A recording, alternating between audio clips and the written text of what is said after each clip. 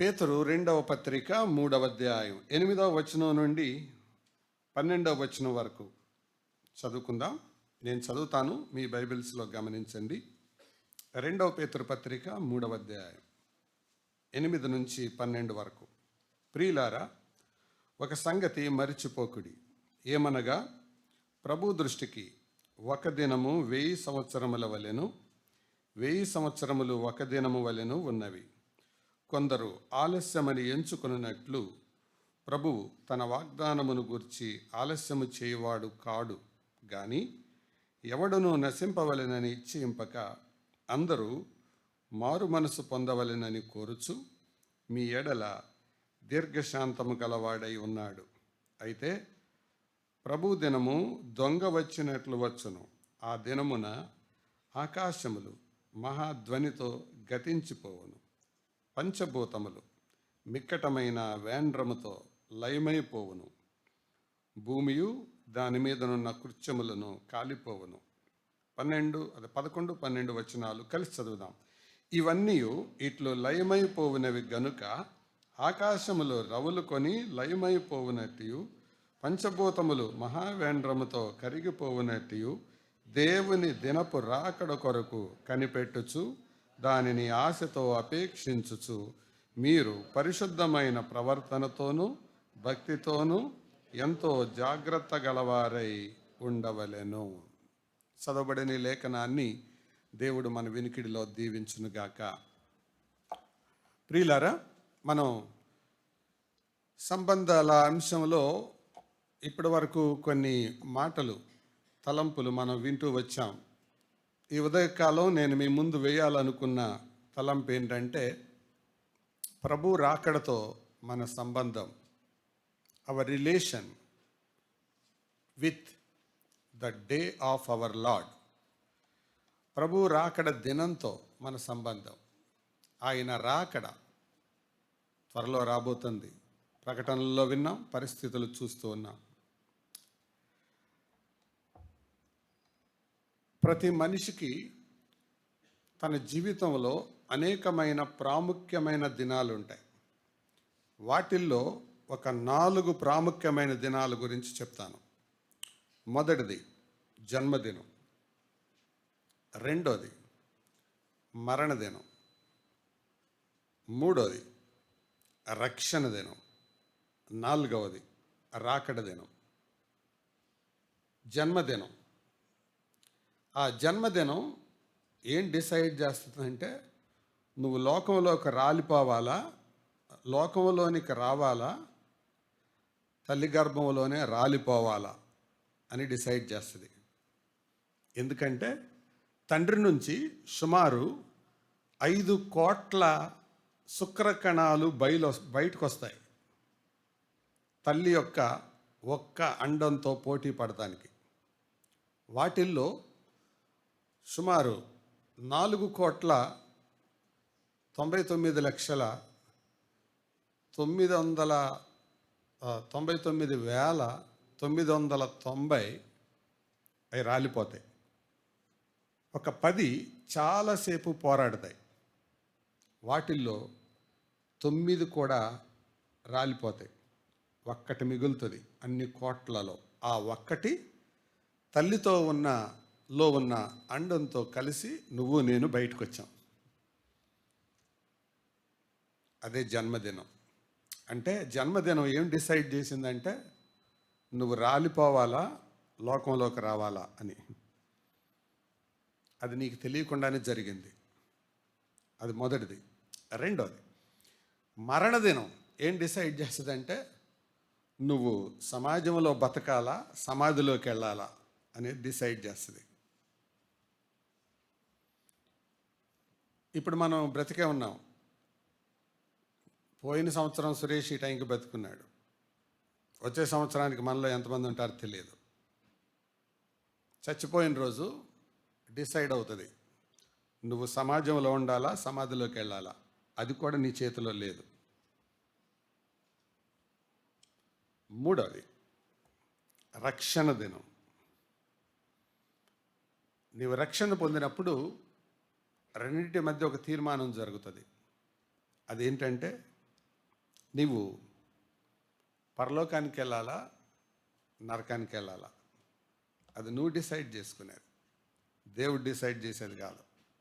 అందుకే ఇదే మిక్కిలి అనుకూల సమయం, ఇదే రక్షణ దినం అని బైబిల్ చెప్తుంది. నమ్మి బాప్తిస్మం పొందినవాడు రక్షింపబడును. పరలోకం వెళ్ళాలా, నరకానికి వెళ్ళాలా అని డిసైడ్ చేసేది రక్షణ దినం.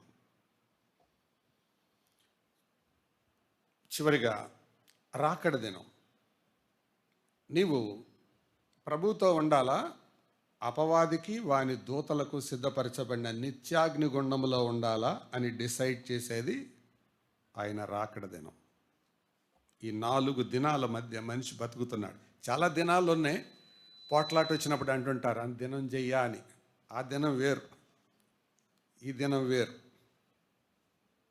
అర్థమైందా? అయితే అసలు దినాలు ఇవి. నీకు తెలియకుండా జరిగిపోయినవి.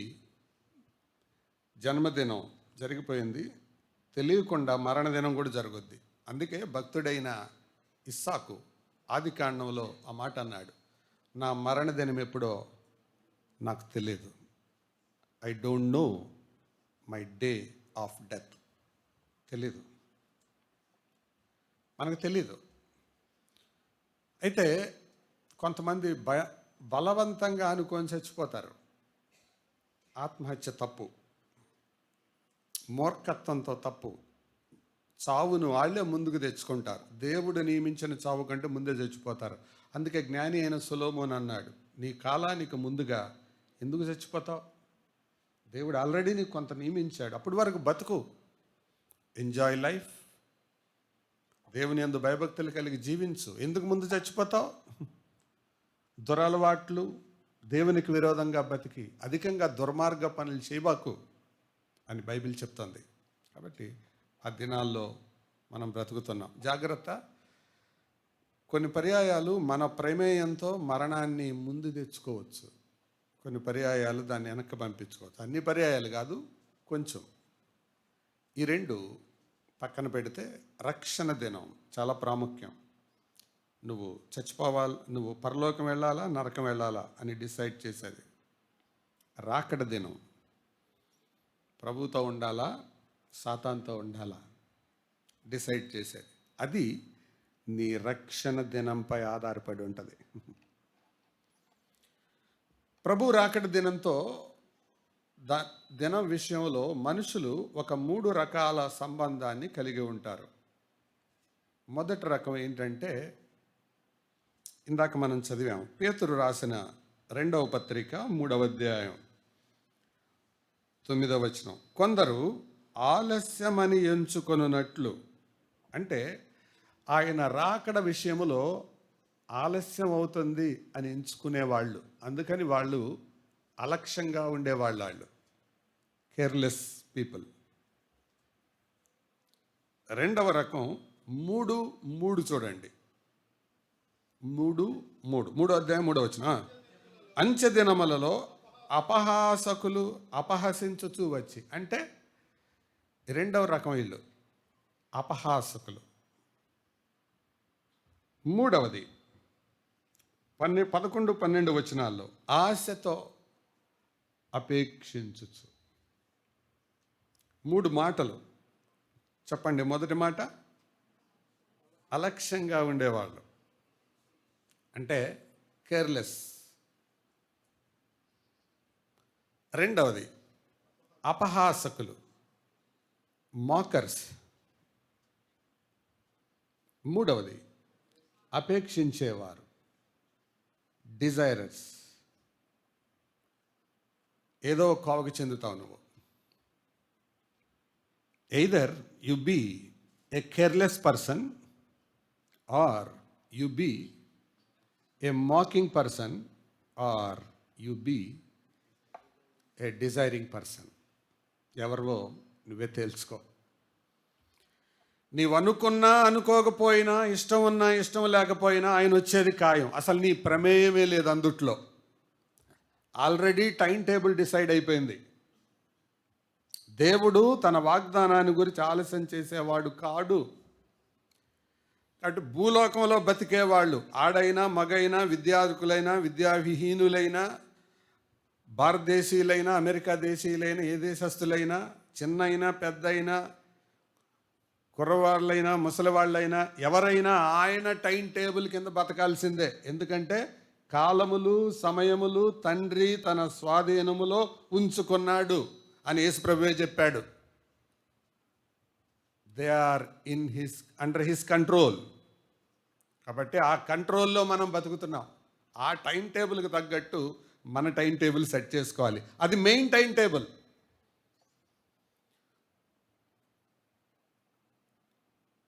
తమిళనాడులో శివగంగ జిల్లాలో వెట్టి చాకరీ చేసేవాళ్ళు ఉన్నారని తెలిసి అధికారులు కొందరు చెకింగ్కి వెళ్ళారు.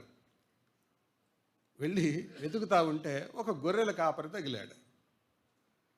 ఆయనతో మాట్లాడుతుంటే కొద్దిగా తెలుగు స్లాంగు తమిళ స్లాంగు రెండు వస్తున్నాయి.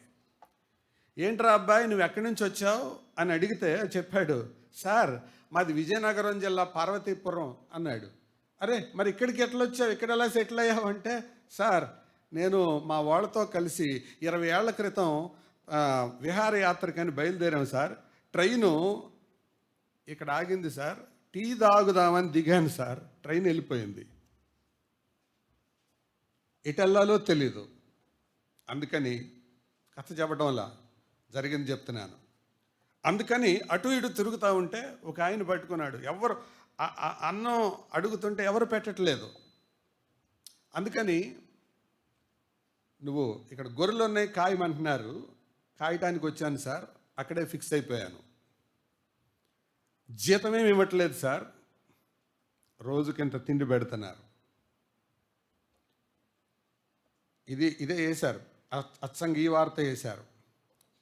టీ కోసం దిగి 20 ఏళ్ళు వెట్టి చాకిరీలో ఇరుక్కున్న వ్యక్తి. ఇప్పుడు ఒక ప్రశ్న, ఆయన 20 ఏళ్ళు వెట్టి చాకిరీ చేయడానికి కారణం ఏంటి చెప్పండి. ట్రైన్ టైం టేబుల్తో తన టైం టేబుల్ కలుపుకోలా.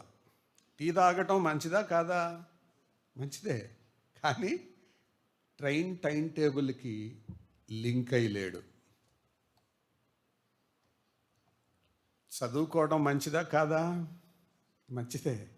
యేసు ప్రభుతో నీ టైం టేబుల్ లింకు కాకపోతే టీ తాగటానికి దిగినోళ్ళలాగే ఉంటుంది. ఉద్యోగం చేయడం మంచిదా కాదా? చెప్పండి, మంచిదే. కానీ నీ టైం టేబుల్ ఆయన టైం టేబుల్తో కలవకపోతే యు ఆర్ ఇన్ డేంజర్. పొద్దుటే పిల్లలకి ఒంటిపూట బళ్ళు కదా ఇప్పుడు, ఇంటర్నెట్ చూస్తున్నారు, అవును కదా, రైట్. ఎన్ని గంటలకు పిల్లలు ఇల్లు వదలాలి? దగ్గర వాళ్ళు అయితే 7కి, దూరం వాళ్ళు అయితే 6:30కి, కొంతమంది 6కే వదలాలి. ఈ టైంలో వాళ్ళు పొద్దుటే లేచి స్కూల్ టైంను బట్టి టిఫిన్ టైం అడ్జస్ట్ చేసుకోవాలా, ఇలా టిఫిన్ టైంను బట్టి స్కూల్ టైం అడ్జస్ట్ చేస్తారా? మామూలుగా తెలియక అడుగుతున్నా, చెప్పండి. స్కూల్ టైంను బట్టి టిఫిన్ టైం అడ్జస్ట్ చేసుకోవాలా, అంతేగాని వాడు తింటా 9 గంటలకు వెళ్ళి ఏంట్రా ఈ టైంలో వచ్చావంటే టిఫిన్ చేయొద్దా అన్నాడు అనుకో, రే పనికి మాలాడు, ఇంటికి వెళ్ళి టిఫిన్ చేసుకొని సావరా అని పంపిస్తారు.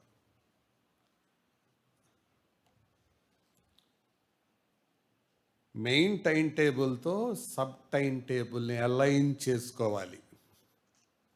నేను చెప్పేది అర్థమవుతుంది అనుకుంటాను. యేసు ప్రభు రాకడకు ఆయన ఆల్రెడీ ఒక టైం టేబుల్ ఫిక్స్ చేశాడు. దాంతో నీ టైం టేబుల్ మ్యాచ్ అవ్వాలి. నువ్వంటూ సొంత టైం టేబుల్ వేసుకుంటే దేవునికి నీకే సంబంధం ఉండదు, ఆయన రాకడకు నీకేం సంబంధం ఉండదు. ఒకరోజు స్టేషన్కి వెళ్ళేటప్పటికి ఒక ఆవిడ టికెట్లు ఇచ్చే దగ్గర గొడవాడుతుంది. ఏంటి గొడవాడుతుంది అని అక్కడికి వెళ్ళి చూస్తే, ఏంటండి మేము అంత దూరం నుంచి రావద్దా, ట్రైన్ అప్పుడే వెళ్ళిపోతే అట్టా అంటుంది. ఏమంటారండి? బస్ ఎక్కాలి, దిగాలి, రావాలి, వచ్చే లోపల వెళ్ళిపోద్దా ట్రైను అంటుంది. కోర్టులో కేసు వేశారనుకోండి, అబ్బా ఈవిడంత జ్ఞానవంతురాలు ఎవరు లేదురా అని చెప్పి ట్రైన్ మళ్ళీ వెనక్కి రప్పించి ఎక్కిస్తారా? ట్రైన్ టైం టేబుల్కి నువ్వు సెట్ అవ్వాలి. యేసు ప్రభు రాకడంటే అది అర్థం. దానికి నువ్వు ట్యూన్ అవ్వాలి, దానికి నువ్వు సెట్ చేసుకోవాలి. అంతేగాని నీ టైం టేబుల్ మెయిన్ కాదు ఆయనకి. కాబట్టి ఈరోజు ఆయన రాకడతో మనకున్న సంబంధాన్ని నేను మీకు జ్ఞాపకం చేస్తాను. నంబర్ 1, 3 తలంపులు నేను మీతో చెప్పాలని కోరుతున్నాను. 1, ప్రభువు రెండవ రాకడ జరుగుతుంది అనడానికి రుజువులు చెప్తాను. 2వది, ప్రభువు యొక్క రెండవ రాకడకు కారణాలు చెబుతాను. 3, ప్రభు యొక్క రాకడకు సిద్ధపడే వారి జీవితానుభవాలు చెప్తాను. ఓన్లీ 3 థింగ్స్, 3 విషయాలు.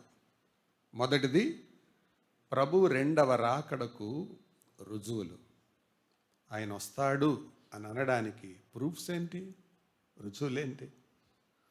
బైబిల్లో అనేకమైన రుజువులు ఉన్నాయి, అని అన్నీ చెప్పను, కానీ ఒక 5 మీ ముందు పెడతాను. చూడండి, ప్రభు రెండవ రాకడకు రుజువులు వివరించి చెప్పను. మీరు రాసుకునే వాళ్ళు ఉంటే రాసుకోండి, లేకపోతే తర్వాత అయినా రాసుకోవచ్చు. నంబర్ 1 కనపడుతుందా? చెప్పండి. మొదటి రుజువు మీరే చదవండి, అందరు కనపడుతుంది కదా. పాత నిబంధనలో ప్రవక్తలు చెప్పారు. అంటే 2 పేర్లే రాశాము. యెషయా ప్రవచించాడు, ఇర్మియా ప్రవచించాడు, చాలామంది ఉన్నారు. అందులో 2 పేర్లు ప్రత్యేకంగా రాశాము. ఎవరెవరో తెలుసా? హనోక్. దేవునితో నడిచిన హనోకుకు తెలిసింది ఆయన వస్తాడని. అది ఎక్కడుంది? యోధా పత్రికలో ఉంది. 2వది, యోబు చెప్పాడు, నా విమోచకుడు సజీవుడు, ఆయన మళ్ళా భూమి మీద నిలుస్తాడు. 2 ఓల్డ్ టెస్టిమెంట్, 2 ఉదాహరణలే రాసుకున్నాం మనం. 2వది, కొత్త నిబంధనలో అపోస్తలులు చెప్పారు. పేతురు చెప్పాడు, పౌలు చెప్పాడు, యాకోబు చెప్పాడు, యోహాను చెప్పాడు, యోధా చెప్పాడు, అపోస్తలులు చెప్పారు. 3వది, దేవుని దూతలు చెప్పారు. మీ వద్ద నుంచి పరలోకానికి వెళ్ళిన యేసు ఎలాగెళ్ళాడో ఆయన తిరిగి మళ్ళీ వస్తాడు. 4వది, సృష్టి చెబుతుంది. ఏం చెబుతుంది? సృష్టి చెబుతుంది. 106 జ్వరం వస్తే మనిషి ఎట్లుంటాడు? ఏం చేస్తాడు చెప్పండి? వణుకుతాడు, మూలుగుతాడు.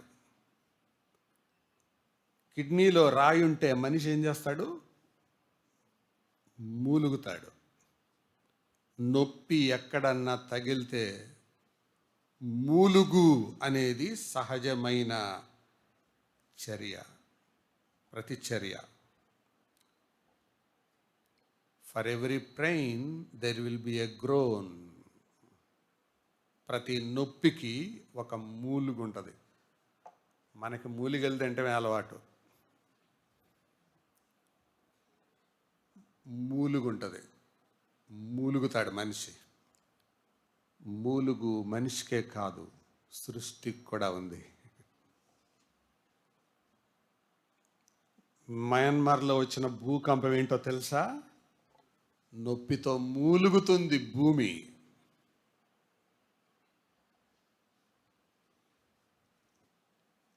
సునామీ ఏంటో తెలుసా? నొప్పితో మూలుగుతుంది సముద్రం. తుఫాన్లు ఏంటో తెలుసా? మూలుగుతుంది భూమి. సృష్టి మూలుగుతుంది. రోమాపత్రికలు ఉంది, అన్ని చీసి చదవలేం, రాసుకోండి. తర్వాత తిరుగులేని రుజువు యేసు ప్రభువే చెప్పాడు. నేను వెళ్తున్నాను, మీకు స్థలం సిద్ధపరుస్తాను, మళ్ళీ వస్తాను, మిమ్మల్ని తీసుకెళ్తాను ఆయన చెప్పాడు. ఇంకెన్ని రుజువులు కావాలండి? How many proofs do you want? ఇంకెన్ని కావాలి చెప్పండి? పాత నిబంధన ప్రవక్తలు, కొత్త నిబంధన అపోస్తలులు, దేవుని దూతలు, సృష్టి, యేసు ప్రభువు త్వరగా వస్తాడు. పుడతానని పుట్టాడు, చనిపోతానని చనిపోయాడు, తిరిగి లేస్తానని లేచాడు, వెళతానని వెళ్ళాడు, వస్తానన్నాడు, గ్యారంటీగా వస్తాడు, అనుమానం లేదు, మళ్ళా వస్తాడు. అయితే ప్రశ్న, నీ టైం టేబుల్ అనుకూలంగా ఉందా ఆయనకి? లేకపోతే టిఫిన్ తింటున్నావా? టిఫిన్ కోసం ట్రైన్ దిగినట్టు దిగిపోయావా? తెలియదు. రెండవది చెప్తాను, ఆయన రాకడ కొరకు కారణాలు. అంటే అసలు ఈయన ఎందుకు వస్తాడు? వస్తాడు వస్తాడు వస్తాడు వస్తాడంట. ఎందుకు వస్తాడు? రండి, మీరే చదవండి. ఆ ప్రభు రాకడకు కారణాలు కనపడిందా? ఈలోపు 1 కొరింథీ పత్రిక 15వ అధ్యాయం 52వ వచనం గనక మీరు చూస్తే, ఆయన వచ్చినప్పుడు విశ్వాసులకు ఏం దేహం ఇస్తాడు? అక్షయ దేహం. అక్షయ దేహం. అక్షయ దేహం అంటే ఇప్పుడు మన దగ్గర ఉన్నది ఏంటిది? క్షయమైపోయే దేహం.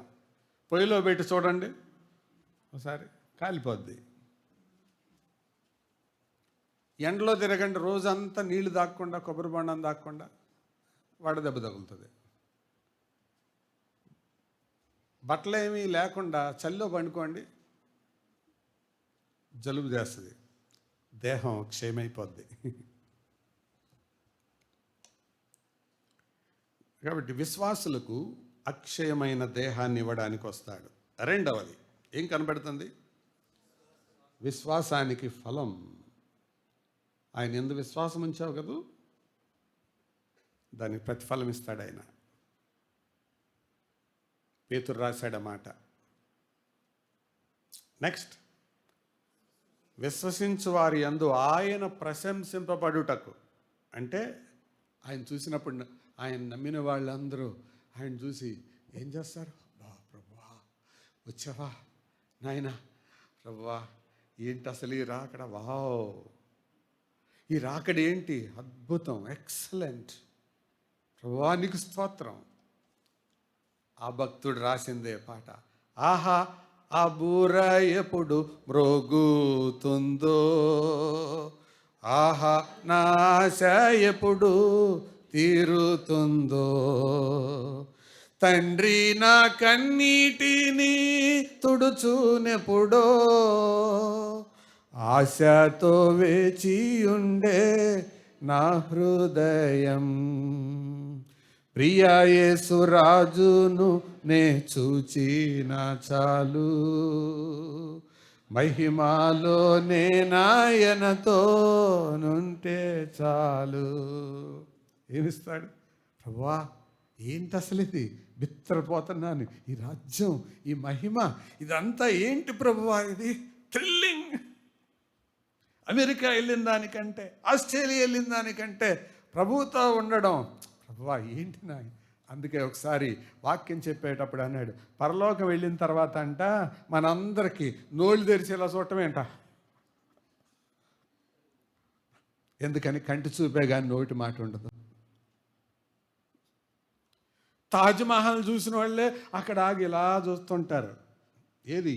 ఆ గంగా నది జలాలకి దుమ్ము కొట్టుకుపోయి, మైలు కొట్టుకుపోయి శోభ తరిగిన తాజ్మహల్ని చూడటానికి వచ్చిన వాళ్ళే తలకిందులైపోతుంటే, దేవుడు దేనికి శిల్పి నిర్మాణకుడై ఉన్నాడో ఆ పునాదులు కలిగిన ఆ పట్టణాన్ని ప్రభు సిద్ధపరుస్తుండగా దాన్ని చూసినప్పుడు ఆ ఫీలింగ్స్ ఎలా ఉంటాయి? దేవా నీకు స్తోత్రం, నీకు స్తోత్రం, నీకు స్తోత్రం, నీకు స్తోత్రం. ఇది తప్ప ఇంకేం రాదు, వేరే మాట రాదు. అందుకే పరలోకానికి వెళ్ళిన దేవతలు అంటున్నారు, ఏమీ చేయడానికి చేతగాక ఆ కిరీటాలు తీసి ఆయన కాళ్ళ ముందు పడేసి, తండ్రి నీకు స్తోత్రం, గొర్రెపిల్ల నీకు స్తోత్రం, మేమేంటి ఇక్కడికి రావటం ఏంటి, తండ్రి నీకు స్తోత్రం, పరిశుద్ధుల యందు ప్రశంసింపబడటానికి. తర్వాత పరిశుద్ధుల యందు మహిమపరచబడటానికి. తర్వాత శ్రమ పొందుచున్న వారికి విశ్రాంతి ఇవ్వడానికి. ప్రకటన గ్రంథం 7వ అధ్యాయం చూడండి, తర్వాత మీరు రాసుకోండి. శ్రమ పొందే వాళ్ళకి విశ్రాంతి, కన్నీళ్లు కార్చే వాళ్ళ కంటి నీరు ఆయన తుడుస్తాడు. కన్నీరు తుడచువాడా, నా కన్నీరు తుడచువాడా. నువ్వు ఎన్నిసార్లు ఏడిచావో, ఏడిస్తే సమాజం ఏమనుకుంటుందో అని ఏడవడానికి కూడా ధైర్యం రాదు. ఏడిస్తే పిల్లలు డిస్కరేజ్ అవుతారేమో అని ఏడుపును దిగబెట్టుకొని మింగుకునే తల్లిదండ్రులు చాలామంది ఉన్నారు. శ్రమలు తట్టుకోలేక మూలుగుతూ కన్నీళ్లు కార్చే పరిశుద్ధులు చాలామంది ఉన్నారు. వారందరి కన్నీళ్లు ఆయన ఏం చేస్తాడు? తుడుస్తాడు. ఆయన వారి కన్నుల నుండి ప్రతి బాష్ప బిందువు తుడిచివేస్తాడు. He will wipe out every tear, drop of tear from their eyes. అందుకొస్తాడు ఆయన. తర్వాత చెప్పండి ఏముంది? అంధకారమందలి రహస్యాలు. సీక్రెట్గా నువ్వేం చేశావు, సీక్రెట్స్లో ఏం చూసావు, సీక్రెట్గా ఏం మాట్లాడావు, సీక్రెట్గా ఏం ఆలోచించావు, ఇవన్నీ బయటకు తెస్తాడు. ఇంటర్నెట్లో ఏం చూసావు, ఎంతసేపు ఉన్నావు, మీ అమ్మా నాన్న ఎలా మోసం చేశావు, వాట్సాప్ అని, ట్విట్టర్ అని, ఫేస్బుక్ అని ఒకదానికొకటి తాళాలు వేసుకొని ఏమీ తెలియనట్టుగా పుస్తకం చదువుకున్నట్టు, చూడటానికేమో చదువుకుంటున్న బిల్డప్, ఒరిజినల్గానేమో పాపం చేస్తూ ఉన్నావు. వదిలిపెడతాడు అనుకుంటున్నావా? నెవర్. నీ హృదయంలోని ఆలోచనలు బయటికి లాక్కొస్తాడు. అంధకారం అందలి రహస్యాలు ఛేదిస్తాడు. డోంట్ వర్రీ, ఒకానొక దినం ఉంది. నీ హృదయంలో మోటివ్స్, ఉద్దేశాలు బయటికి లాక్కొస్తాడు. భర్తకు తెలియకుండా ఎన్నిసార్లు పాపం చేశావు, భార్యకు తెలియకుండా ఎన్నిసార్లు పాపం చేశావు, తల్లిదండ్రులకు కళ్ళు ఎన్నిసార్లు కప్పావు, ఇవన్నీ లాక్కొస్తాడు. అందుకే రెండవ రాకడ. చాలా చెప్పొచ్చు, ముందుకెళ్ళిపోదాం. తర్వాత సువార్తకు లోబడని వానికి ప్రతిదండన, శ్రమపరిచే వారికి శ్రమ. కొన్ని సంవత్సరాల క్రితం మగ్దలేనే మరియకును యేసుప్రభువుకి అక్రమ సంబంధం ఉన్నట్టుగా ఒకడు ఫిల్మ్ తీశాడండి. ఎవరు పేరు గుర్తుందా? డాన్ బ్రౌనా? అదే డావిన్సీ కోడ్ రాసిన నావలిస్ట్ పేరేంటి? డాన్ బ్రౌనేనా? అయి ఉండొచ్చు, పేరు మర్చిపోయాను. కలవరపరిచాడు ప్రపంచాన్ని అంతా. Yes, thank you. ఆ టైంలో చాలామంది ఆయనకు ఉత్తరాలు రాశారు.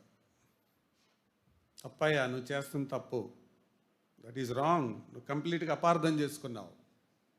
అప్పుడు పిళ్ళా వెంకటరత్నం గారు ఒక గేయం రాశారు. అదంతా మర్చిపోయాను, కానీ చివరి మాటలు నాకు గుర్తుండిపోయాను. ఆయన తిరిగి రాబోతున్నాడు. ఒక్కొక్కడు ఏమి రాశాడో, ఒక్కొక్కడు ఏమి కూశాడో వాటన్నిటికి లెక్క తీస్తాడు ఆయన. ఏమి రాశాడో, ఏమి కూశాడో. శ్రమపరిచే వారికి శ్రమ. That is the purpose of his coming. అందుకొస్తాడు.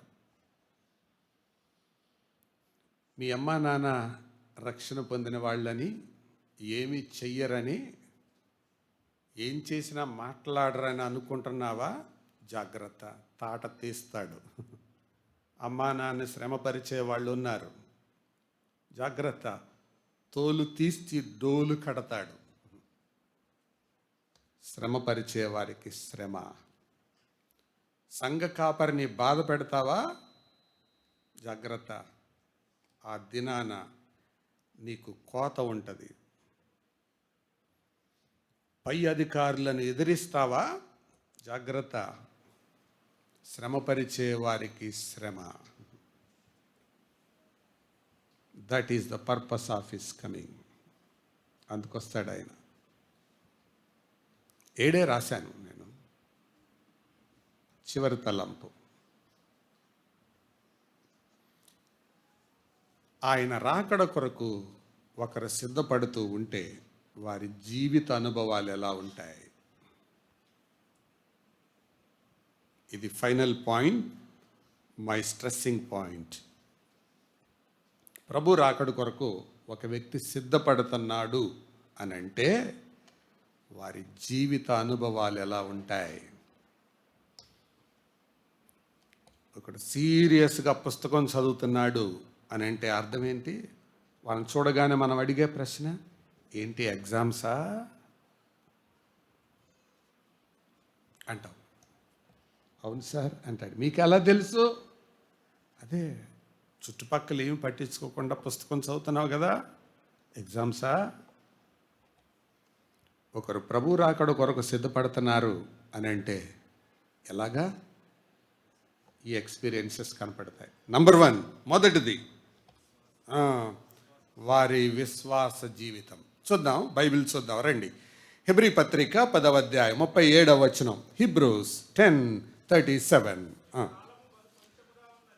కాలము బహు కొంచెముగా ఉన్నది, వచ్చుచున్నవాడు ఆలస్యము చేయకవచ్చును. నా ఎదుట నీతిమంతుడైన వాడు విశ్వాస మూలముగా జీవించును గాని అతడు వెనుక తీసిన ఎడల అతని యందు నా ఆత్మకు సంతోషముండదు. అయితే మనము నశించుటకు వెనుక తీయువారము కాము గాని ఆత్మను రక్షించుకొనుటకు విశ్వాసము గలవారమై ఉన్నాము. నువ్వు ఆయన రాకడ కొరకు సిద్ధపడుతున్నావు అని అంటే దానికి ప్రూఫ్ ఏంటో తెలుసా? రుజువేంటో తెలుసా? దానికి విశ్వాసంలో ఉంటావు, వెనకబడవు. నువ్వు వెనకబడుతున్నావు అని అంటే you are not living by faith. విశ్వాసంతో బతకట్లేదు నువ్వు. విశ్వాసంతో బతికేవాడు వెనకబడ్డు, వెనకబడేవాడు విశ్వాసంతో బతకడు. A faith walker cannot backslide. A person who walks by faith can't backslide. విశ్వాసంతో బతికేవాళ్ళు బ్యాక్ స్లైడ్ అవ్వరు, బ్యాక్ బైట్ చెయ్యరు. బ్యాక్ స్లైడ్కి బ్యాక్ బైట్కి తేడా తెలుసా? బ్యాక్ స్లైడ్ అంటే వెనుక తీయడం, బ్యాక్ బైట్ అంటే వెనకాల మాట్లాడటం. వెనక మాటలు ఉండవు వాళ్ళ దగ్గర, వెనక తీయటం ఉండదు.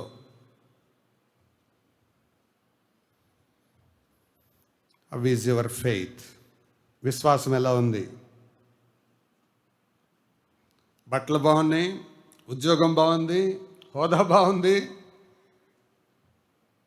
విశ్వాసం ఎలా ఉంది? పౌలు అంటాడు, చాలామంది నన్ను వదిలేసి వెళ్ళిపోయారండి,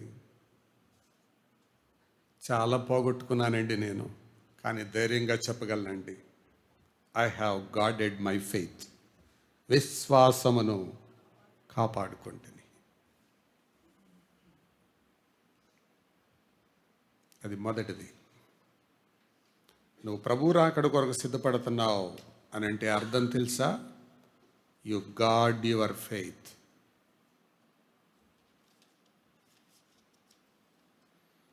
క్రికెట్లో కొన్ని గార్డులు ఉంటాయి తెలుసా? అరే గార్డ్ వేసుకొని వెళ్ళాలి, గార్డు పెట్టుకోకపోతే బౌలింగ్కి పగిలిపోద్ది, గాడ్ అంటారు దాన్ని. విశ్వాసం చాలా ప్రాముఖ్యం. పెట్టుకోకపోతే ఆత్మీయ జీవితంలో బీటలు ఇస్తాయి. కాపాడుకో. విశ్వాసంలో వెనకబడిపోయి నేను కూడా పరలోకం వెళ్తానండి అని భ్రమపడొద్దు. అందుకే ప్రభు ఆ ప్రశ్న వేశాడు లూకా 18:8. అయినను మనుష్య కుమారుడు భూమి మీదకు వచ్చు నాటికి విధవరాలికి లాంటి ఆ విశ్వాసము కనుగొనునా? Can he find such faith? రెండవది, ఆయన యందు నిలిచి ఉండే జీవితం. You abide in him. నువ్వు ఆయన రాకడ కొరకు సిద్ధపడుతున్నావు అంటే అర్థం ఆయనలో నువ్వు నిలిచి ఉంటావు. చదువుతారా? కాబట్టి ఆయన ప్రత్యక్షమగునప్పుడు ఆయన రాకడయందు మనము ఆయన ఎదుట సిగ్గుపడక ధైర్యము కలిగి ఉండునట్లు మీరాయన యందు నిలిచి ఉండుడి. Abide in him. Spelling mistake అయింది చూడండి. అబైడ్, ఆయనలో నిలిచి ఉండండి. నిలిచి ఉండుట అంటే అర్థం నేను అప్పుడప్పుడు ఇలా చెబుతుంటాను కదా. ఇది నిలబడింది, ఆ కానుక పెట్టే నిలబడింది, స్తంభం కూడా నిలబడింది. ఇక్కడ నిలిచి ఉండుట అంటే ఇది నిలబడ్డట్టు కాదు, అది నిలబడ్డట్టు కాదు, అది నిలబడ్డట్టు. అంటే కట్టడంతో ఒక అవినాభావ సంబంధం కలిగి నిలబడ్డట్టు.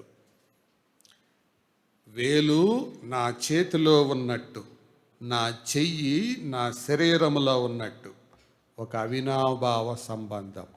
దేవుని యందు నిలిచి ఉండుట అంటే అర్థం అది. ఆయనతో అలాంటి అవినాభావ సంబంధం. ఆయన రాకడ కొరకు నువ్వు సిద్ధపడుతున్నావు అని అంటే ఆయనలో నువ్వు నిలిచి ఉన్నావు, అన్యోన్య సహవాసములో ఉన్నావు అని అర్థం.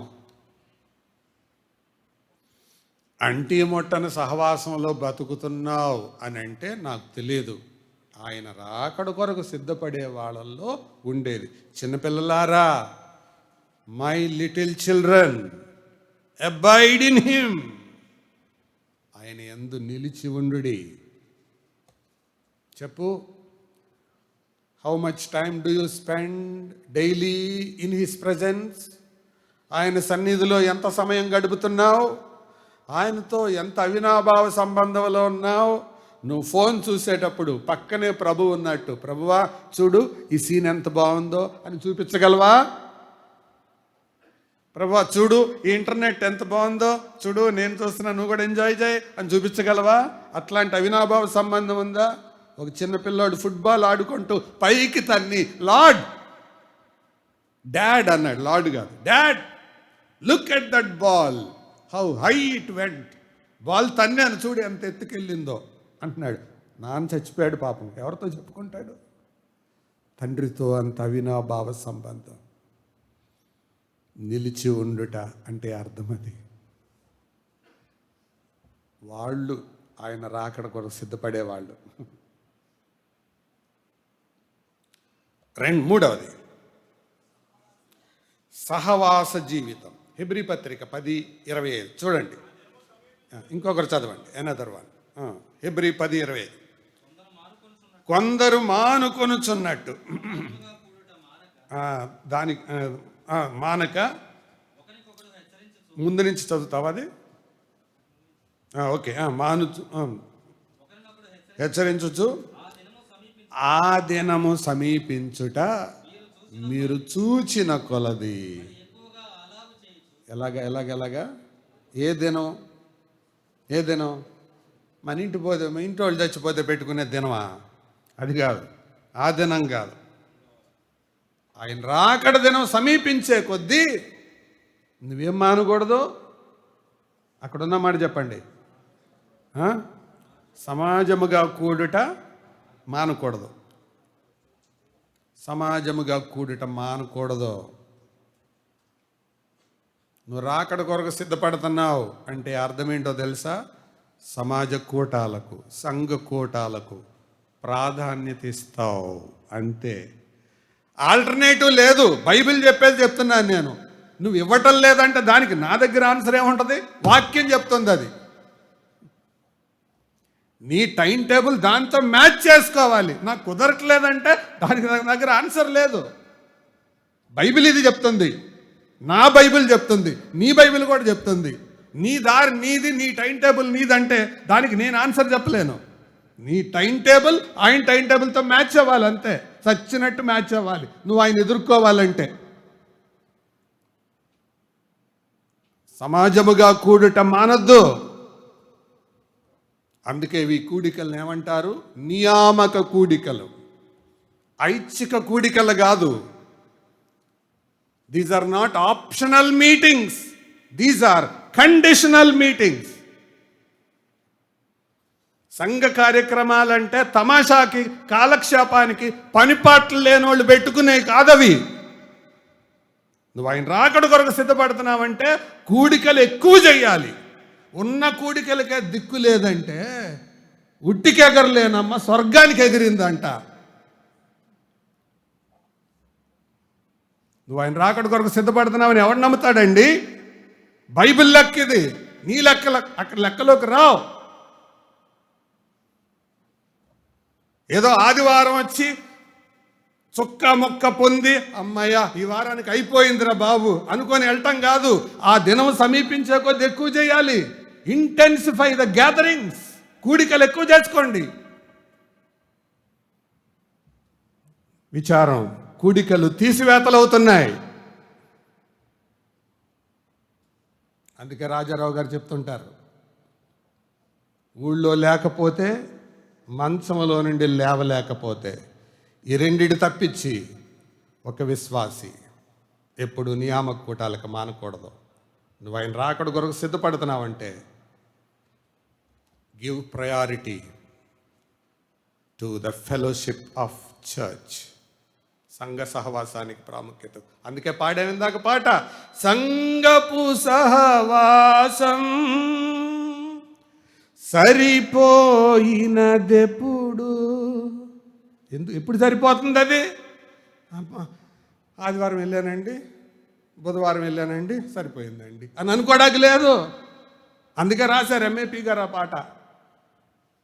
మేము మరణత ట్రంపెట్స్ అని 7 యవనస్తులం, 3 జిల్లాలు, మా ఖర్చులు మేమే పెట్టుకొని, మా వాహనం మేమే తీసుకొని ఆ జిల్లాలు పర్యటిస్తూ వీధుల్లో సువార్త ప్రకటిస్తూ వెళ్తూ ఉండగా ఆ టైంలో రిలీజ్ అయిన పాట 1988. అప్పుడు పాట ఇది, ఈరోజు మనం పాడిన పాట. సంఘపు సహవాసం ఎప్పుడు సరిపోయింది? కూడికలు ఎక్కువ చేయండి రా బాబు అంటే తక్కువ చేస్తున్నారు. ఆ తక్కువ చేసే దాంట్లో కూడా తక్కువలో తక్కువ.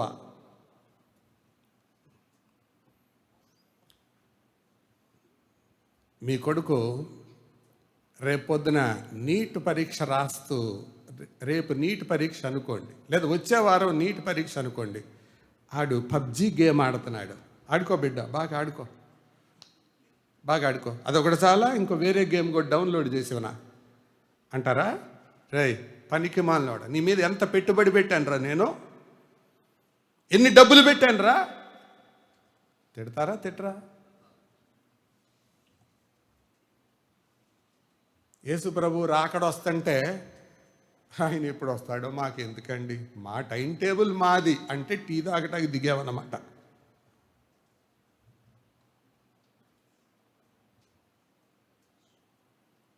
ఇది 3వ అనుభవం. 4వది పరిశుద్ధ జీవితం. చదువుతారా? యోహాను మొదటి పత్రిక 3:3. ఆయన యందు ఈ నిరీక్షణ పెట్టుకొనిన ప్రతి వాడు ఆయన పవిత్రుడై ఉన్నట్టుగా తాను పవిత్రునిగా చేసుకొను. నీకు నిరీక్షణ ఉందా? Are you a hopeful fellow or a hopeless fellow? Hope, ఆయన యందు నీకు నిరీక్షణ. ఉంటే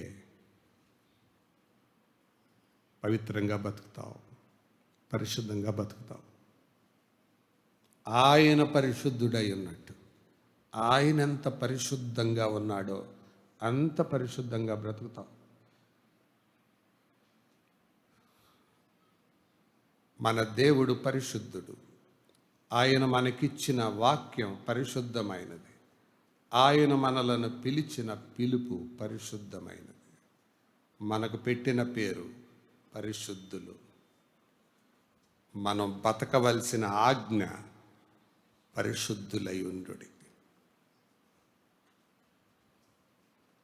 బీ హోలీ. ఆయన పరిశుద్ధుడై ఉన్నట్టుగా పరిశుద్ధులై ఉండడు. పరిశుద్ధంగా ఉంటున్నారా? ఆలోచనల్లో, చూపులలో, ఒంటరితనంతో ఉన్నప్పుడు పరిశుద్ధంగా ఉంటున్నారా? ఇక్కడ మాట చెప్తాను. Never trust a saint who is lonely with internet. ఇంటర్నెట్తో ఒంటరిగా ఉన్న ఏ పరిశుద్ధుణ్ణి నమ్మొద్దు. Take it as granted.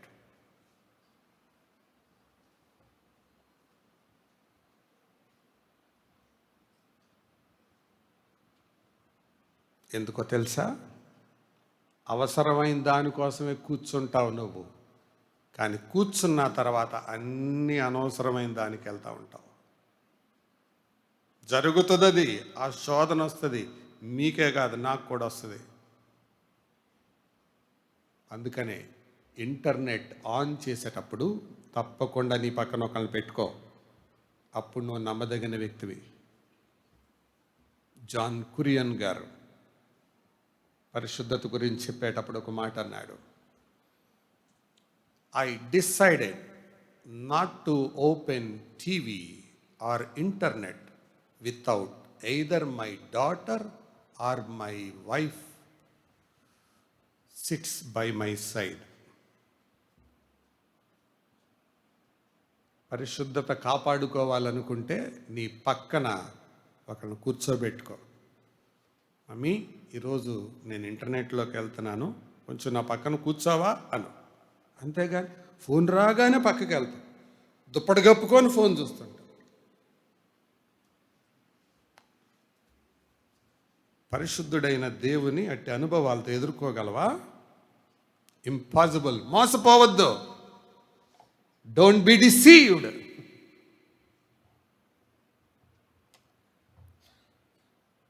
ఆయన పరిశుద్ధుడై ఉన్నట్టు పరిశుద్ధంగా ఉండడానికి చూసుకో. 80 సంవత్సరాల వయసులో బిల్లీ గ్రాహం గారు లిఫ్ట్లో వెళ్తున్నారు. ఆయన పిఏ 28 సంవత్సరాల ఆవిడ, చాలా అందమైన అమ్మాయి. పైకి వెళ్ళాలి లిఫ్ట్, మళ్ళీ పైకి వెళ్ళి కిందకి రావటం ఎందుకు? సార్ నేను కూడా వచ్చేస్తాను సార్ ప్లీజ్ అనుకుంటూ లోపలికి వచ్చింది. ఎస్ కమిన్ అన్నాడు. ఆవిడ లోపలికి రాగానే బయటికి వెళ్ళి లిఫ్ట్ నొక్కేసి డోర్ క్లోజ్ చేసి వెళ్ళిపోయాడు. అది వెళ్ళిపోయింది లిఫ్ట్.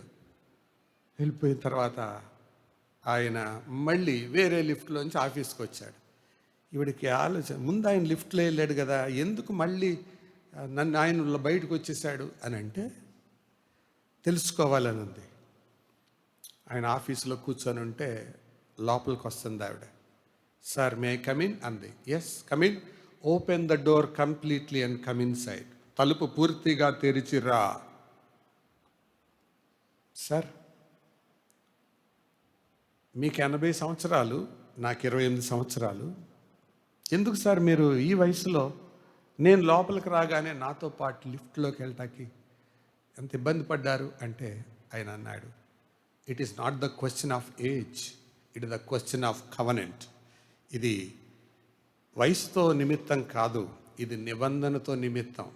ఏంటి సార్ కవనెంట్?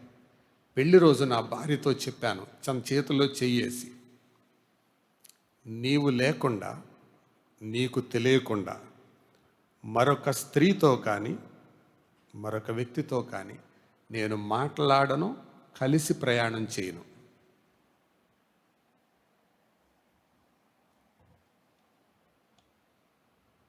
అందుకే నేను మరొక స్త్రీతో మాట్లాడేటప్పుడల్లా తలుపులు పూర్తిగా తీసైనా మాట్లాడతాను. ప్రయాణం చేయాల్సినప్పుడల్లా మరొక వ్యక్తి ఉండేలాగా చూసుకుంటాను. ఎవరు లేకపోతే వాళ్ళని ఒంటరిగా రమ్మని చెప్తాను.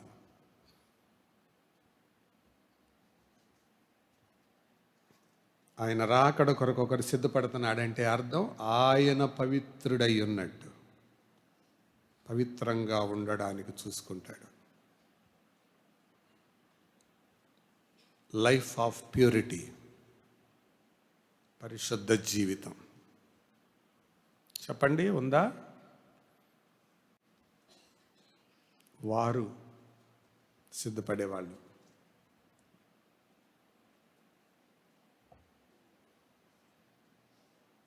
అందరు ఇక్కడే ఉన్నారా? తర్వాత ప్రార్థనా జీవితం, లైఫ్ ఆఫ్ ప్రేయర్. నువ్వు చదవండి. కాబట్టి మీరు జరగబోవు వీటి నెలను తప్పించుకొని మనుష్య కుమారుని ఎదుట నిలవబడుటకు శక్తి గలవారగునట్లు మీరు ఎల్లప్పుడూ ప్రార్థన చేయొచ్చు. నువ్వు రాకడ కొరకు సిద్ధపడుతున్నావు అంటే మరొక రుజువు ఏంటో తెలుసా? నీ ప్రార్థనా జీవితం. ప్రార్థనలో ఓడిపోయి, ప్రార్థనలో ఫెయిల్ అయ్యి, నేను కూడా రాకడికి వెళ్తానండి, నేను కూడా ఎత్తపడతానండి, నేను కూడా ఆయనతో ఉంటానండి అని భ్రమపడొద్దు. యేసు ప్రభు చెప్తున్నాడు ఈ మాట, నాది కాదు. ఆ మాట ఎవరిదండి? యేసు ప్రభుది. శిష్యులతో అంటున్నాడు ఆయన. నా ఎదుట నిలబడే దమ్ము, ధైర్యం మీకు ఉండాలంటే అప్పుడప్పుడు కాదు, ఎల్లప్పుడు. ఉందా బైబిల్లో మాట? చదువుదాం, వాళ్ళందరూ కలిసి చదవండి. కాబట్టి మీరు జరగబో వీటి నెలను తప్పించుకొని మనుష్య కుమారుని ఎదుట నిలవబడుటకు శక్తి గలవారగునట్లు ఎల్లప్పుడూ ప్రార్థన చేయొచ్చు, మెలకువగా ఉండుడి. అప్పుడప్పుడు కాదు. Is your prayer life? Prayer life ప్రార్థనలు తగ్గిపోతున్నాయి. ప్రార్థన చేసుకోవడల్లా వ్యక్తిగత ప్రార్థనలు పడిపోయినాయి, కుటుంబ ప్రార్థనలు పడిపోయాయి, సమూహ ప్రార్థనలు పడిపోయాయి, సంఘ ప్రార్థనలు పడిపోయాయి. వీళ్ళు కూడా, మేము కూడా నమ్మామండి, ఖర్చీఫ్ వేసామండి సీట్లో. ప్రార్థనా జీవితం లేకుండా ఎలా ఎదుర్కొంటావు ఆయన్ని? యేసు ప్రభు ఏమి పాలుపోక ఊసుపోక చెప్పాడు ఆ మాటలు, కబుర్లు, కాకమ్మ కథలా? ఇవి కట్టుకథలా? ఆయన ఒక్కసారి చెప్తే గ్యారంటీ అని అర్థం. ఏదో ప్రార్థనా జీవితం లేకుండా నేను కూడా ఎత్తుపడతానండి, నేను కూడా ఎగిరిపోతానండి అని అంటే భ్రమలో బతుకుతున్నావు. అందుకే బైబిల్ ఆఖరి ప్రార్థనతో ముగించబడింది. Do you know the last prayer in the bible? ప్రభు అయిన యేసు రమ్ము, కమ్ ఓ లార్డ్ జీసస్. ప్రభువా రానాయన. బైబిల్లో ఆఖరి ప్రార్థన అది. That is the last and ultimate prayer in the bible. ఎలా ఉంది నీ ప్రార్థన జీవితం? భోజనం దగ్గర ప్రార్థన ఎడ చేస్తారు తెలుసా? దేవా, బొవ్వా, ఆమెన్.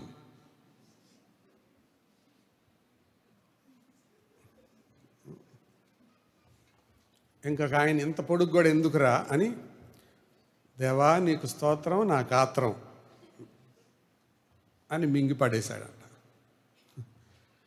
అప్పుడు మూడవసారి ఆయన గాత్రాన్ని పట్టుకున్నాడు దేవుడు, గొంతులో పడింది. తగ్గిపోతున్నాయి, ప్రార్థనా సమయాలు తగ్గిపోతున్నాయి. ప్రియులారా, ప్రభు చెప్తున్నాడు, నా ఎదుట నిలబడాలంటే ఎల్లప్పుడూ చేయి. అందుకే స్పర్జన్ అన్నాడు, I never pray more than 10 minutes. I will not be without prayer for 10 minutes. 10 నిమిషాల కంటే ఎక్కువ ఎప్పుడు ప్రార్థన చేయను. ఏ 10 నిమిషాలు ప్రార్థన చేయకుండా ఉండను. How is your prayer life? అందుకొస్తున్నాడు ఆయన. తర్వాత విధేయతా జీవితం. యజమానుడు రాబోతున్నాడు, ఆయన చిత్తం చేయాలి. నీకు తోచింది కాదు, ఆయన చిత్తం చేయాలి.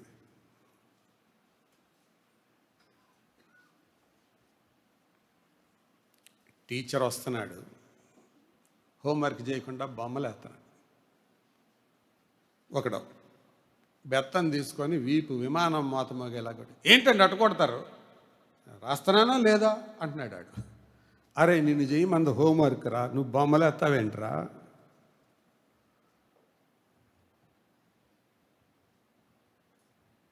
నా చిత్తం చేయాలి, అది ప్రభు చెప్పేది. Are you doing his will? ఆయన చిత్తం చేస్తున్నావా? అదొక ప్రత్యేకమైన పాఠం. ఆయన చిత్తం మీరు ధ్యానం చేయండి, దానికి లోబడాలి. నువ్వు నీ జీవితంలో ఆయన చిత్తం జరుగుతుందని చెప్పగలవా? సర్వాధికారి అయిన దేవుడే మనిషిగా భూలోకానికి దిగి వచ్చినప్పుడు నేను నా తండ్రి సమమేగా అని అనుకోలా. ఒక మనిషి ఎలా బ్రతకాలో అలా బ్రతకటానికి చూపించి, తండ్రి నీ చిత్తం నెరవేర్చటమేనయ్యా నాకు ఆహారం, నీ చిత్తమే సిద్ధించునుగాక, let thy will be done. ఆయన రాకడ కొరకు నువ్వు సిద్ధపడుతున్నావంటే ఆయనకి విధేయత చూపుతావు. There is no other option. America rule అతిక్రమించేవాడు అమెరికాలో ఉంటాడా?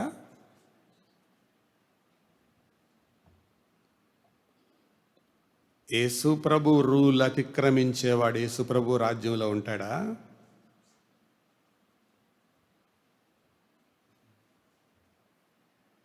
కాంట్ బి, జరగదు, ఇంపాసిబుల్. ఒక ఆఫీసులో పైన బాస్ చెప్పిన మాటకు ఎదురు చెప్పేవాడు ఆఫీసులో ఉంటాడా? ఒక స్కూల్ టైం టేబుల్కి అడ్జస్ట్ కాని పిల్లోడు స్కూల్లో ఉంటాడా?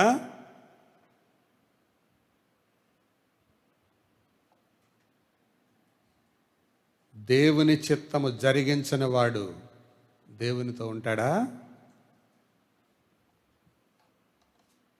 విధేయతా జీవితం. చెక్ చేసుకోండి. ఎందుకు ఈ మాట చెప్తున్నానంటే, ఎప్పుడు అంతం వస్తుందో తెలియదు, ఎప్పుడు దేవుడు నిన్ను నన్ను పిలుస్తాడో తెలియదు, నేను మళ్ళీ ఈ మాటలు చెప్పే అవకాశం వస్తుందో రాదో తెలియదు.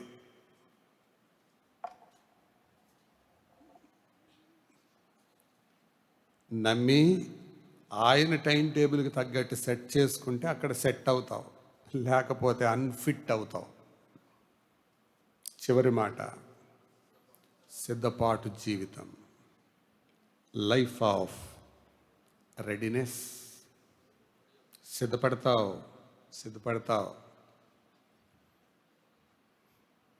అందుకే బైబిల్ చెప్తుంది, మీరు అనుకొనని గడియలో మనుష్య కుమారుడు వచ్చును గనుక మీరును సిద్ధముగా ఉండు. సిద్ధపడటం అంటే, దేవా పెళ్ళిళ్ళు చేసుకోవద్దా ప్రభువా, పిల్లల్ని కనొద్దా ప్రభువా, సంసారాలు చేయొద్దా ప్రభువా, ఇల్లు కొనుక్కోవద్దా ప్రభువా? దానికి కూడా బైబిల్ ఆన్సర్ ఇచ్చింది. చూడండి, కొరింథీయులకు రాసిన మొదటి పత్రిక 7వ అధ్యాయం 30వ వచనం. 1 Corinthians 7:30. ఏడ్చువారు ఏడవనట్టును, సంతోషపడువారు సంతోషపడనట్టును, కొనువారు తాము కొనినది తమది కానట్టును, ఈ లోకమును అనుభవించువారు అమితముగా అనుభవించనట్టును ఉండవలెను. ఎందుకంటే ఈ లోకపు నటన, అది సంగతి. ఎందుకు అట్లా ఉండాలంటే ఈ లోకపు నటన ఏమవుతుంది? గతించిపోతుంది. లోకమును దాని ఆశయు గతించిపోవుచున్నవి, దేవుని చిత్తమును జరిగించువాడు నిరంతరమును నిలుచును. లోకం నటన గతించిపోద్ది. నువ్వేదన్నా కొంటున్నావా? నాది నాది అని అనుకోబాకు. దేవుడిచ్చాడండి అని చెప్పు. కొంతమంది బట్టలు వేసుకొని రోడ్డు మీద నడిచేటప్పుడు ఇటు చూసుకోవటం, ఇటు చూసుకోవటం, ఇటు చూసుకోవటం. నన్ను చూడు, నా బట్టలు చూడు, నన్ను చూడు, నా అందం చూడు. బైబిల్ ఏం చెప్తుంది? నువ్వు కొనుక్కున్నావా? నీది కానట్టున్నాడు. ఉందా లేదా? తర్వాత దాని చదవండి, ఎన్ని ఉన్నాయో అక్కడ. ఏడ్చువారు ఏడవనట్టు. ఒక దుఃఖకరమైన సన్నివేశం జరిగిందా? ఏడు. తలుపులు వేసుకొని గట్టిగా ఏడు. ఏడ్చేసి మొహం గడుక్కొని మామూలుగా వచ్చా బయటికి. అక్క ఏంటి చాలా కష్టం వల్ల ఉన్నారు? అవును నిజమే, ప్రభు సాయం చేశాడు, దాంట్లోంచి బయటపడుతూ ఉన్నాను. అంతేగాని అవునండి మీరు నన్ను ఎంత బాగా అడిగారండి, అసలు నన్ను ఎవ్వరు ఈ ప్రశ్న అడగలేదండి, అసలు ఏం జరిగిందంటే అండి,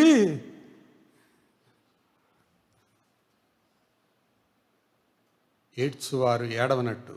తర్వాత సంతోషించువారు సంతోషపడనట్టు.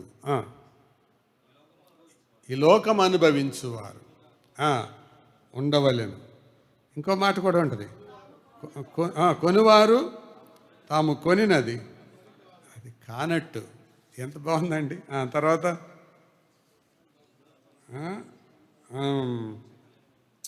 ఇంకా 29వ వచనం, సహోదరులారా 29 కూడా, నేను చెప్పినదేమనగా కాలము సంచితమైనది గనుక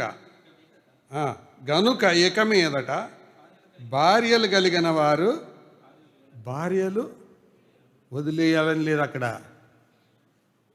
అపార్థం చేసుకోకండి. భార్యలు కలిగిన వారు లేనట్టు. కొంతమంది జోడా మీద తేడా లేకుండా తిరుగుతారు. నన్ను చూడు, నా భార్యను చూడు, నన్ను చూడు, నా భార్యను చూడు. భార్యలు కలిగిన వారు భార్యలు లేనట్టు ఉందా? ఏడ్చువారు ఏడవనట్టు. ఎందుకు? Time is short. ప్రభు త్వరగా రాబోతున్నాడు. ఇది ఆయన రాకడ కొరకు సిద్ధపడే వారి జీవిత అనుభవాలు. చెక్ చేసుకో, టిక్ చేసుకో. Check and tick. ఎక్కడైనా ఎదురు కొడుతుందా? ఎ లైన్ సెట్ చేసుకో. 3 మాటలు. సెట్ చేసుకో, చెక్ చేసుకో, టిక్ చేసుకో, సెట్ చేసుకో. Check, tick, check, set. Thank you. ప్రార్థన చేసుకుందాం. తల వంచండి.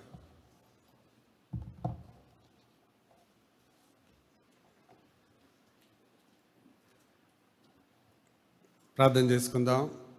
దేవుడు మనందరితో మాట్లాడాడు.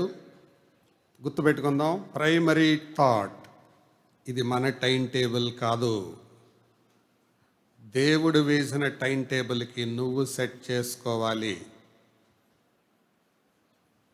చివరిగా మనందరి పక్షంగా బెన్నీ ప్రార్థన చేస్తాడు. అందరం ఏకీభవిద్దాం, యథార్థంగా స్పందిద్దాం, దేవుని మాటకు విధేయత చూపుదాం. దయగల తండ్రి, మా పరలోకమున్న ప్రభువా, మరొక దినాన్ని మా జీవితాల్లో దయచేసిన దాన్ని బట్టి కూడా వందనాలు. ఈ యొక్క సమయంలో నీ యొక్క దాసుల ద్వారా మాతో మాట్లాడిన విధానం బట్టి కూడా వందనాలు. నిజమే, ఎన్నోసార్లు ఈ యొక్క ఆజ్ఞలకి వ్యతిరేకంగా దాన్ని మేము ఓవర్లుక్ చేస్తూ, ఓవర్ రూల్ చేస్తూ ఇంతవరకు వ్యక్తిగతంగా నేనున్నాను. దయతో నన్ను క్షమించండి. ఇక ముందు నా ప్రయత్నాల్లో, నా యొక్క ప్రణాళికల్లో నీ యొక్క టైం టేబుల్తో ఉండాలనే ఆశ నాలో ఉంది. నాకు సహాయం చేయండి.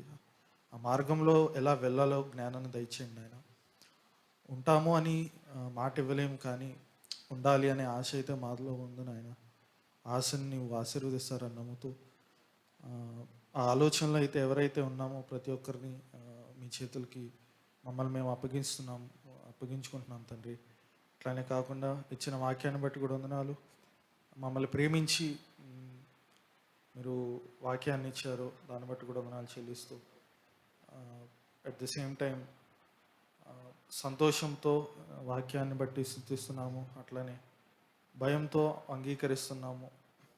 ఆ సాత్వికంతో మా లైఫ్స్లో ఎలా ఎగ్జిక్యూట్ చేసుకోవాలో మీరు మాకు జ్ఞానాన్ని ఇస్తారని నమ్ముతూ ప్రతి విషయంలోనూ మీరు మాకు జ్ఞానాన్ని ఇవ్వాలని మేము వ్యక్తిగతంగా నేను కోరుకుంటున్నాను తండ్రి. తోడేయండి, నడిపించండి. ఇన్ ఎవ్రీ సింగిల్ స్టెప్లో కూడా, చిన్న చిన్న చాయిసెస్లో కూడా మీరు మాకు జ్ఞానాన్ని ఇస్తారని నమ్ముతూ నిజమే మీరు లేనిది మేము ఏది చేయలేము. ఒకవేళ చేసినా కానీ కొంతకాలం వరకు మేము సక్సెస్ అవ్వచ్చు, కానీ లాంగ్ టర్మ్లో, లాంగ్ రన్లో అది మిగతా వాళ్ళకి ఫెయిల్యూర్ లాగే కనిపిస్తుంది. కొన్నిసార్లు మేము మనుషుల్ని గెలుచుకోవచ్చు, కానీ బట్ నిన్ను ఇన్సల్ట్ చేసిన వారంగా మేము ఉంటాం నాయన. సో ఆ పర్స్యూట్లో, ఆ జర్నీలో మేము ఉంటుండగా తోడేండి నడిపిస్తారని నమ్ముతూ మా యొక్క ఆలోచనలను, మా యొక్క ప్రయత్నాల్ని, మా యొక్క ప్రయాసంలో, మా యొక్క ప్రణాళికలు అన్నింటినీ మీ చేతులకు అప్పగిస్తూ యేసుక్రీస్తు నామమున అడిగి వేడుకుంటున్నాం తండ్రి. ఆమేన్. తండ్రి అయిన దేవుని ప్రేమ, ప్రభువు రక్షకుడైన యేసుక్రీస్తు కృప, పరిశుద్ధాత్మని సన్నిధి, సహవాసం, సమాధానం సదా మనతో ఉండి నడిపించును గాక. ఆమేన్. అందరికీ వందనాలు. God bless you all.